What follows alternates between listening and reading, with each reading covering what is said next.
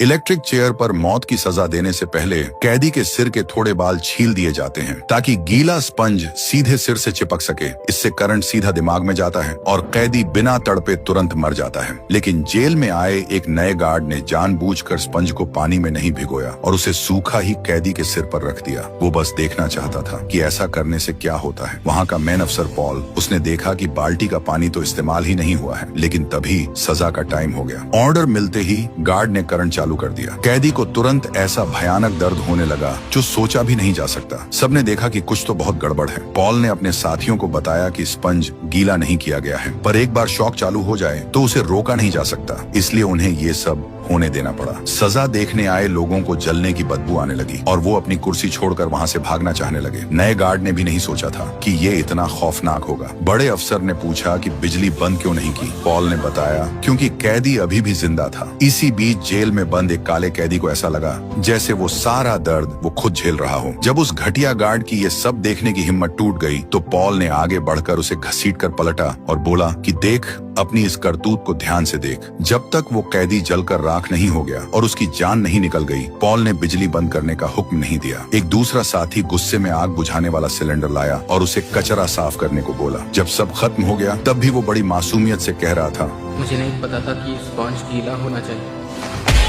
Paul ने तुरंत अपने साथी को रोका। भले ही बुराई से कितनी नफरत हो, हम खुद बुराई नहीं बन सकते। तभी जेलर आ गया और पूछने लगा कि भाई ये सब क्या बवाल है। आखिर में उंगली पर्सी पर उठी, लेकिन पॉल बस इतना चाहता था कि इसका यहाँ से जल्दी ट्रांसफर हो जाए। ये फैसला थोड़ा अजीब लगे, लेकिन असल में यही इस फिल्म का गहरा मैसेज है। वो काला कैदी जो दर्द महसूस कर रहा था, वो भी कोई आम इंसान नहीं था। उसने पॉल से बहुत गहरी बात कही कि तरीका जो भी हो, वो कैदी किस्मत वाला था। अभी अभी उस दर्द को महसूस करने से वो शरीर और दिमाग से पूरी तरह टूट चुका था। कॉफी पलटा और वैसे ही सो गया। और उसे इस मौत की सजा वाली जेल में क्यों भेजा गया था? क्योंकि उसने एक बहुत अच्छा काम किया था। उस दिन एक किसान की 2 बेटियां गायब हो गई थी। पूरा गांव उन्हें खोजने निकला। आखिर में एक गिरे हुए पेड़ के पास उन्हें वो दोनों बच्चियां और वो लंबे चौड़े शरीर वाला काला आदमी मिला। वो उन दोनों बच्चियों को सीने से लगाए फूट फूट कर रो रहा था। उसकी बाहों में 2 जानें दम तोड़ रही थी, लेकिन वो बेबस था। लड़कियों का बाप एकदम सदमे में था। कॉफी को बहुत पछतावा था कि उसने बचाने की कोशिश की, लेकिन बचा नहीं सका। लेकिन वहाँ मौजूद सबने इस नजारे को एकदम गलत समझ लिया। शेरिफ ने उसे मर्डर के इल्जाम में गिरफ्तार कर लिया और आखिर में कॉफी को मौत की सजा सुनाकर इस जेल में डाल दिया गया। उसके भारी भरकम शरीर को देखकर हर कोई खौफ में था। सब उसे खूंखार मुजरिम मान रहे थे। सब ने मिलकर उसे कोठरी में डाल दिया, लेकिन इतना हट्टा कट्टा कॉफी अंदर से बहुत डरपोक था। उसने बोला कि उसे अंधेरे से डर लगता है। इतना बड़ा आदमी और अंधेरे से डरता है? सबने सोचा कोई मजाक है। अच्छे दिल वाले पॉल ने उसे बताया कि बाहर हमेशा रोशनी रहेगी। कॉफी ने दोस्ती का हाथ बढ़ाया, जिसे देखकर सब घबरा गए। किसी सजा पाए कैदी के इतने करीब जाने से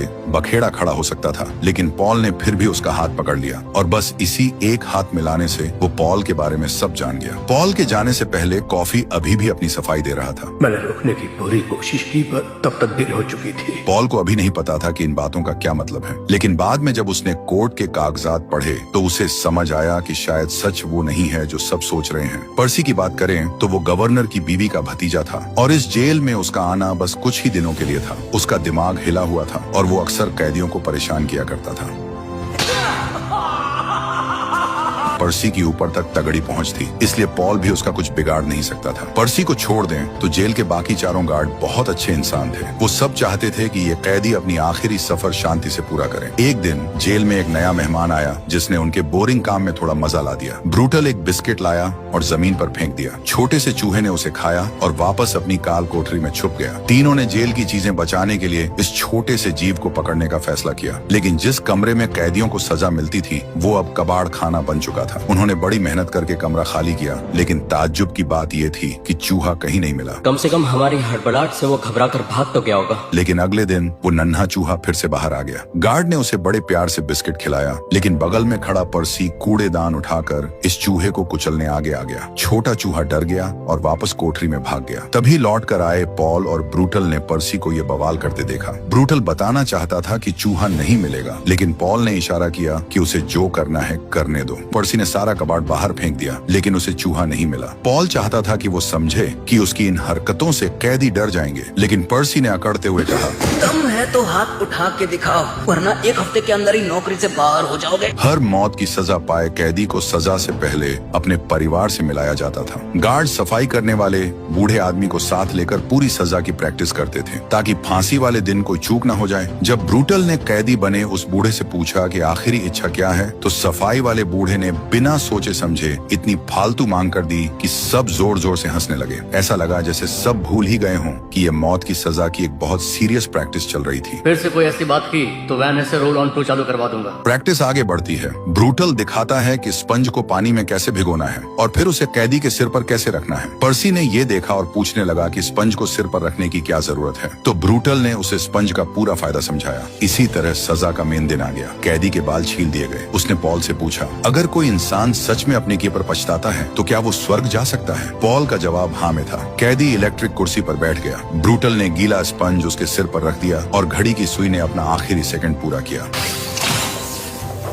सजा पूरी होने के बाद पर्सी उस मरे हुए कैदी का मजाक उड़ाने लगा। ब्रूटल से ये बर्दाश्त नहीं हुआ और उसने उसे पकड़कर खींच लिया। चाहे जो भी हो, इन कैदियों ने अपनी गलतियों की सजा जान देकर चुकाई थी। पर्सी को कोई फर्क नहीं पड़ रहा था। उसे लगा कि ब्रूटल का दिमाग खराब है, लेकिन पॉल ने उसे बताया कि ये सब उसी की वजह से हुआ है। खुद को 30 मार खां समझने वाले पर्सी को लगा कि ये नए लोगों की रैगिंग करने की रवायत है। पॉल जानता था कि पर्सी के लिए ये नौकरी बस टाइम पास है। वो चाहता था कि वो जल्द से जल्द यहाँ से दफा हो जाए, लेकिन पर्सी ने पॉल के सामने शर्त रख दी कि वो उसे एक बार इलेक्ट्रिक चेयर की सजा खुद से करने दे, उसके बाद वो यहाँ से चला जाएगा, वरना पर्सी जिंदगी भर यहीं चिपका रहेगा। पॉल को यकीन नहीं हुआ कि ये आदमी इतना घटिया हो सकता है। उसने पर्सी की इस फालतू मांग पर कोई ध्यान नहीं दिया। अगले दिन सबने देखा कि उस छोटे चूहे को एक कैदी ने पालतू बना लिया है और उसका नाम मिस्टर जिंगल्स रखा है। कैदी चाहता था कि उसे रखने के लिए कोई डिब्बा ढूंढने में मदद मिले। पर्सी ने ये देखा और फिर से चिढ़ने लगा, लेकिन जब पॉल ने उसकी राय पूछी तो उसने कहा कि सिगार का खाली डिब्बा ले लो और उसमें रुई बिछा दो। किसी को समझ नहीं आया कि इस आदमी का दिमाग कब कैसे घूम जाता है। इधर पॉल को पेशाब की नली में भयंकर इन्फेक्शन था। हर बार बाथरूम जाना नर्क से कम नहीं था। एक दिन जेल में एक और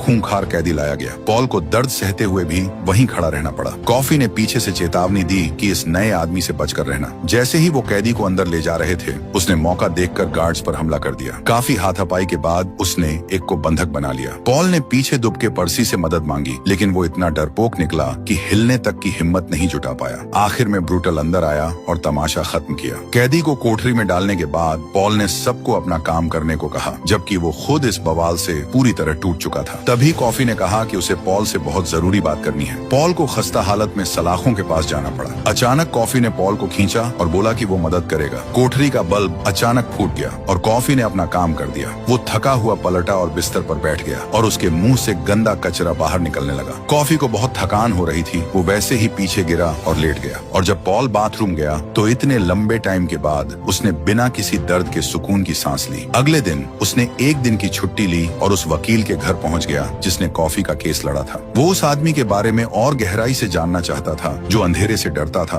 और हर वक्त रोता रहता था। वकील को भी कॉफी के जुर्म पर पूरा यकीन था। हालांकि उसका पुराना रिकॉर्ड एकदम साफ था, लेकिन वकील ने एक कहानी सुनाई। उसने कहा कि कॉफी का बर्ताव उस जंगली कुत्ते जैसा है जिसे उसने कभी पाला था। उसे लगा था कि वो कुत्ता कभी नहीं काटेगा। उसे लगा था कि वो कुत्ता भी उसे उतना ही प्यार करता है, लेकिन एक दिन वो अचानक खूंखार बन गया और बिना किसी बात के उसके ही बेटे को काट लिया। शायद उसी दिन से उस वकील ने ये मानना छोड़ दिया था कि दुनिया में अच्छाई नाम की कोई चीज भी है। वकील के साथ हुए हादसे और उसकी सोच की वजह से पॉल को वो जवाब नहीं मिल पाया जो वो सुनना चाहता था। अगले दिन पॉल कॉफी के लिए थैंक यू बोलने के तौर पर कुछ केक लेकर आया। चूहा पालने वाला डेल भी एक टुकड़ा खाना चाहता था। हालांकि कॉफी के मुंह में पानी आ रहा था, लेकिन उसने डेल और चूहे के साथ आधा हिस्सा बांटने का फैसला किया। पड़ोस में आए नए कैदी वार्टन को भी केक का एक टुकड़ा चाहिए था। पॉल ने उसे अपनी औकात में रहने को कहा, लेकिन बदले में उसने पॉल के ऊपर ही थूक दिया। पॉल ने उसे सुधरने का एक मौका दिया, लेकिन वार्टन ने उसकी कोई कद्र नहीं की। आखिर में वो काल कोठरी, जिसे शायद ही कभी इस्तेमाल किया गया था,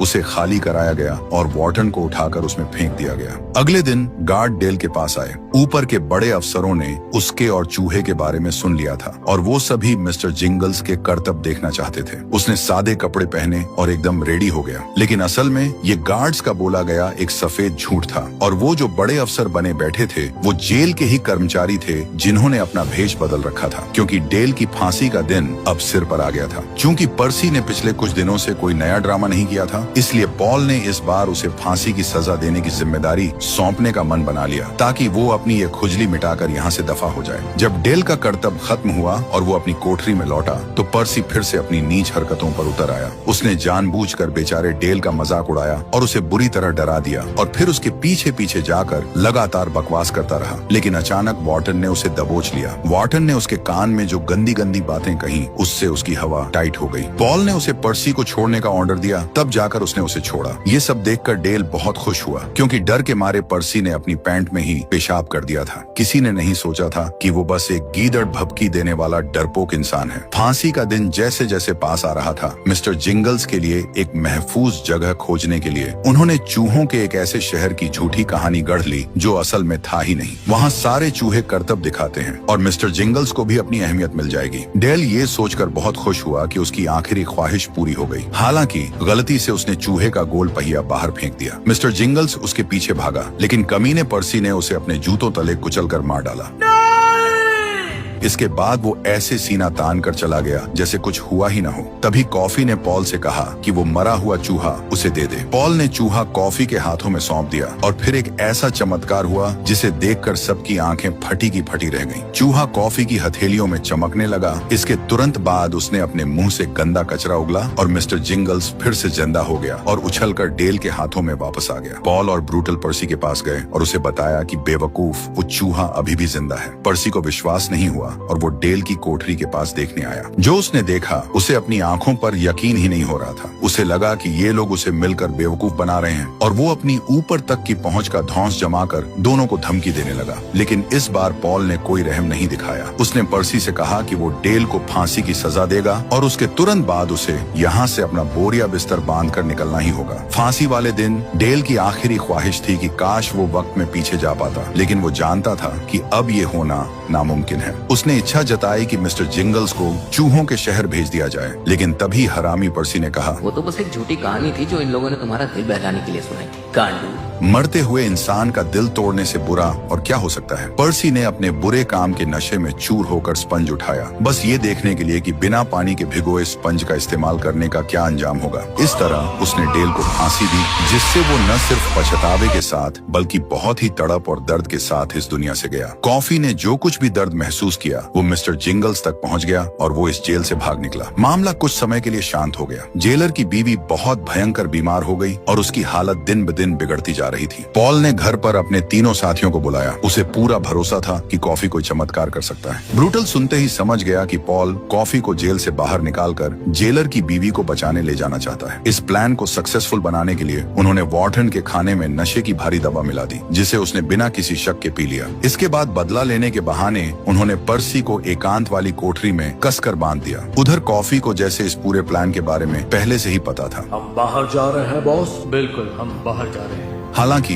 निकलने से पहले वॉर्टन ने कॉफी को पकड़ लिया। कॉफी ने वॉर्टन के अंदर की उस गहरी बुराई को महसूस कर लिया। गनीमत रही कि वॉर्टन नशे में पूरी तरह धुत था और बस थोड़ी देर के लिए ही होश में आया था। वो बहुत बुरा है। इस तरह कॉफी बाहर आ गया। एक छोटे बच्चे की तरह वो खुशी से आसमान की ओर उंगली दिखाते हुए पॉल को अपने देखे हुए तारामंडल दिखाने लगा। सब चुपचाप जेल से निकल गए। कॉफी ने जमीन से गिरी हुई पत्तियां उठाई, उन्हें सूंघा और फिर खुशी खुशी अपने तीनों गार्ड दोस्तों को दिखाया। ये साबित हो गया कि ब्रूटल फालतू में ही टेंशन ले रहा था। उसकी तैयार की गई बंदूक का कोई इस्तेमाल ही नहीं हुआ। वे सभी जेलर के घर पहुंचे। आवाज सुनकर जेलर अपनी बंदूक लेकर बाहर आ गया। जब वे आपस में बात कर रहे थे, कॉफी को जैसे कुछ पता चल गया हो। वो खुद ही गाड़ी से उतारा, जेलर के पास गया, बंदूक की नली को दोनों हाथों से पकड़ा और जेलर को बताया कि वो सिर्फ मदद करने आया है। इस तरह कॉफी जेलर के बेडरूम में पहुंच गया। जब उसने इस काले आदमी को देखा तो चिड़चिड़ी बीवी एकदम शांत हो गई। कॉफी उसके करीब गया और जेलर की बीवी बीमारी और दर्द को खींचकर अपने अंदर ले लिया। ये सब खत्म करने के बाद वो औरत एकदम चमकने लगी, लेकिन कॉफी ने पहले की तरह गंदा कचरा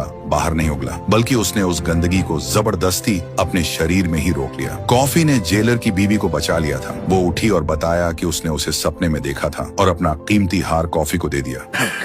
इस तरह कॉफी को वापस जेल भेज दिया गया। पॉल ने कसकर बंधे हुए पर्सी को भी खोलकर आजाद कर दिया, लेकिन कॉफी बहुत पहले से ही उसका इंतजार कर रहा था। उसने पर्सी को दबोचा और अपने अंदर का सारा गंदा कचरा पर्सी के शरीर में उगल दिया। कॉफी जमीन पर गिर पड़ा, जबकि पर्सी का दिमाग सुन्न हो गया और वो पागलों की तरह वॉर्टन की कोठरी की तरफ जाने लगा। वहाँ उसने अपनी बंदूक निकाली और उस राक्षस को सीधा गोली मार दी। लोगों ने पर्सी को रोकने की कोशिश की, तभी उसके शरीर से वो सारा गंदा कचरा बाहर निकल गया। कॉफी ने कहा कि उसने इन दोनों बुरे लोगों को उनके किए की सजा दी है। फिर उसने पॉल का हाथ पकड़ा और अपनी सारी शक्तियां पॉल को दे दी, जिससे पॉल वो सब कुछ महसूस कर सका जो कॉफी ने महसूस किया था। असल में उन दोनों के टच में आने के उस पल में कॉफी ने उन दो लड़कियों को देखा था। असल में वो मर्डर वॉर्टन ने ही किया था और वही उस किसान का पेंटर था। उसने लड़कियों के एक दूसरे के प्यार का फायदा उठाकर दो मासूम बच्चियों की जान ले ली थी। देखा ना आपने क्या हुआ था। पॉल ने कॉफी से अपना हाथ छुड़ाया और ये उन ढेरों चीजों में से सिर्फ एक चीज थी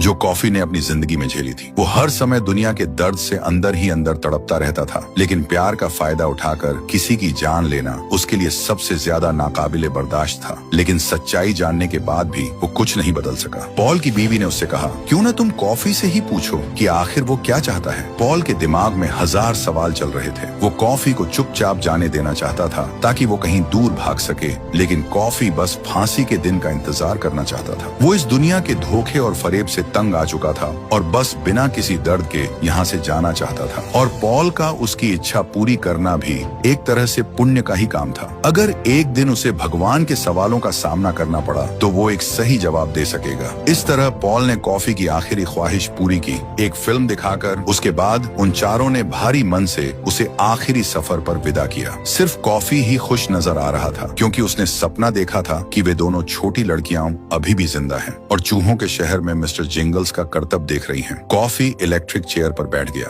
उसने फांसी देखने आए लोगों की अपने लिए नफरत को महसूस किया। किसान चाहता था कि कॉफी को 2 बार तड़पा तड़पा कर मारा जाए, लेकिन उन्हें नहीं पता था कि वो अपने ही हाथों से एक फरिश्ते की जान लेने वाले हैं। कॉफी ने गुजारिश की कि उसके सिर पर वो काला कपड़ा न डाला जाए, क्योंकि उसे अंधेरे से बहुत डर लगता है। पॉल ने नियम तोड़ते हुए कॉफी की ये बात मान ली। उसने कॉफी के सिर पर गीला स्पंज रखा। गार्ड्स की आंखों में आंसू भरे हुए थे। ये इतिहास की सबसे भारी और रुला देने वाली मौत की सजा थी। पॉल ने काफी देर तक सजा शुरू करने का ऑर्डर नहीं दिया। वो कॉफी के पास गया और उसका हाथ पकड़ लिया। दुनिया का दर्द उसके दिमाग में गूंज रही थी। पॉल को समझ आ गया कि उसे आजाद करना ही उसके लिए सच्ची मुक्ति है। पॉल ने आखिरकार फैसला कर लिया और उन्होंने अपनी आंखों के सामने उस फरिश्ते को तड़प कर मरते हुए देखा। कुछ ही देर बाद पॉल ने देखा कि मिस्टर जिंगल्स वापस आ गया है। उसने उस छोटे चूहे को उठाया और उसे हमेशा अपने साथ रखने का फैसला किया। इसके साथ ही ये फिल्म यहीं खत्म हो जाती है। हम हमेशा अपनी आंखों देखी चीजों पर ही भरोसा कर लेते हैं, लेकिन अक्सर असली सच्चाई को नजरअंदाज करने की हमारी आदत बन जाती है। अच्छाई हमेशा बुराई के हाथों घायल होती है। सिर्फ दिखावे पर भरोसा करना